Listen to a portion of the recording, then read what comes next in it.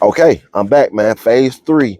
Again, showing y'all how we use a collectively sustainable community building framework to really build our community, the physical community that we have here in Atlanta with over 200 members. We went from zero to hero, and I'm showing you how to do the same. So again, the first one, we learned how we use a social to find a small group of people to build with.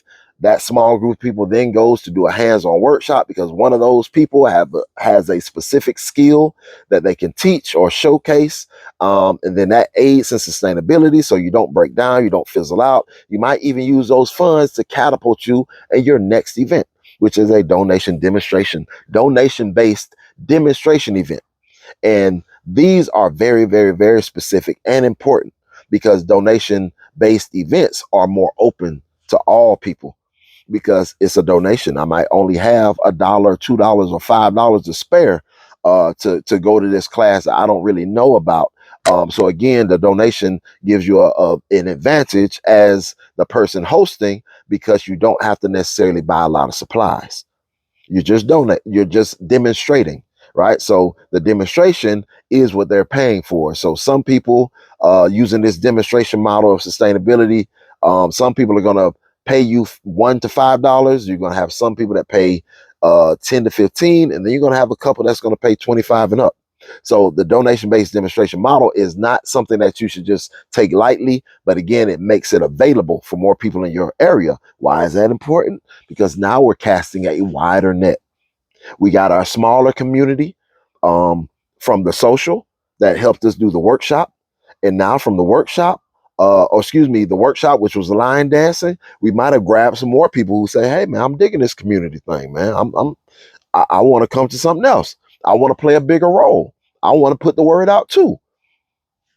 Maybe they joined the community as well. Maybe they're still on the outside and still like, peering in and getting a feel for it. That's okay too. But now we got the donation-based demonstration. Those folks can surely come out now. If they paid to come to the line dance, they paid $25 to come there, they're surely going to come here if they really like it. So again, now you have more people to build with. You have more people to market. You have more people to spread the word. You have more people that you already have met in person. So it's a little bit more comfortable. The donation-based demonstration is great because now you can have 20 people in an area demonstrating one time and just fielding their questions. So for us, we did a series of demonstrations, but we did a winemaking class demonstration. And that was a great way for us to, again, accommodate a larger group. And again, we had our same people there to help. And it was a wonderful way to, again, paint the picture of community and issue or usher some deeper conversation. A lot of us are really having conversations online that we really want to be having in person because we really want to create a solution. So the in-person events at this degree of consistency gives people a lot of feeling of um, comfort, like they want to be vulnerable with these folks because they found their tribe, they found their group, they found the people who think like them, right? So again, these workshops or gatherings in these iterations are very impactful because they're consistent, right? And they're progressive in load. So again, you end up at the donation-based demonstration. And again, you don't have to really put a lot into it. You can sell products at this. You can make it a pop-up market if you have the capacity, or you can just have a good time. And again, get to establish a deeper connection. The more conversations you have with people, that's really where the power is. And they say you can only build community at the speed of trust. And the best way to get to know somebody and trust them is to have a conversation. Have a conversation about hard topics. Have a conversation about religion. Have a conversation about your ideology. Have a conversation.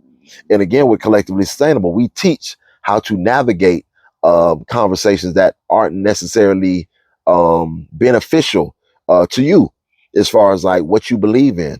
So we're building something that stands the test of time because we don't sink the ship just because we have a disagreement on which figure was first or which book came first or who the true person is.